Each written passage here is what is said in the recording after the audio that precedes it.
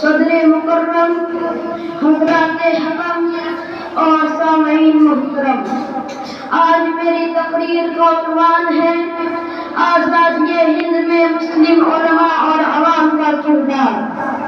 حاضرین بزم، اس حقیقت سے کوئی انکار نہیں کر سکتا کہ ہندوستان کی سرزمین کو مسلمانوں نے اپنے خون جگر سے سنوارا ہے۔ انگریزوں کو یہاں سے مسلمانوں نے ہی مار بھگایا ہے۔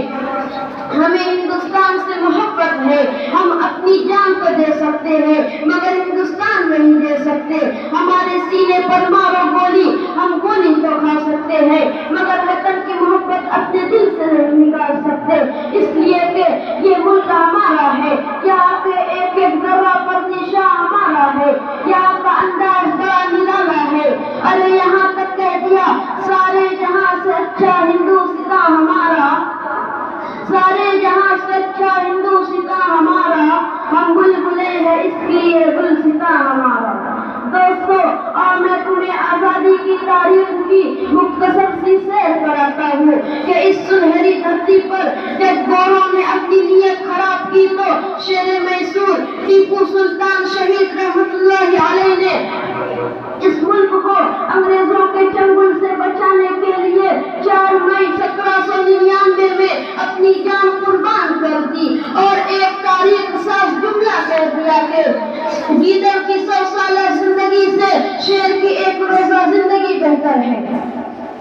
شیر میسور کی شہادت کے فوری بعد انگریز نے کہہ دیا آج سے ہندوستان ہمارا ہے، تو کبھی 1803 میں ایسٹ انڈیا کمپنی قائم کرتے ہوئے فرنگیوں نے نعرہ لگایا خلق خدا کی ملک بادشاہ کا اور حکم بہادر کمپنی کا، تو کبھی مغلیہ حکومت کی تنگ دامنی پر ننگا ناچ کرتے ہوئے کہہ دیا حکومت شاہ عالم اب دہلی کا پالم، تو موقع کی سنگینی دیکھتے ہوئے حضرت مولانا شاہ محمد عبدالعزیز صاحب محدث دہلوی رحمت اللہ علیہ نے جہاد کا فتویٰ جاری کیا، تو مولانا محمد سید احمد شہید رحمت اللہ علیہ نے سن 1818 میں ملک کا دورہ کرتے ہوئے آزادی کا بگل بجا دیا۔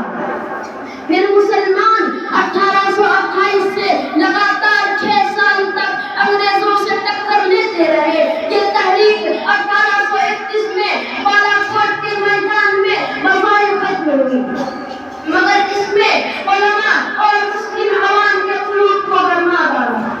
پھر کیا تھا 1845 میں مسلمانوں نے پورے ملک میں ہنگامہ مچا دیا۔ پھر قدر 1857 کا دور آئے تو سر عام جذبہ حریت کا آغاز ہونے لگا۔ 1866 میں مجاہدین حریت نے دارالعلوم دیوبند کی بنیاد ڈالی۔ اس کے بعد 1887 میں حضرت شیخ الہند رحمت اللہ علیہ نے ایک انجمن حریت قائم کی۔ 1909 میں باضابطہ تحریک کو حرکت دیتے ہوئے آزادی کا عملہ کھول دیا گیا۔ پہلا اجلاس مراد آباد میں مولانا احمد حسن امروہی رحمت اللہ علیہ کی صدارت میں ہوا۔ 1912 میں مولانا آزاد نے الہلال پرچہ کے ذریعہ ماحول میں انقلاب برپا کر دیا۔ 1915 سے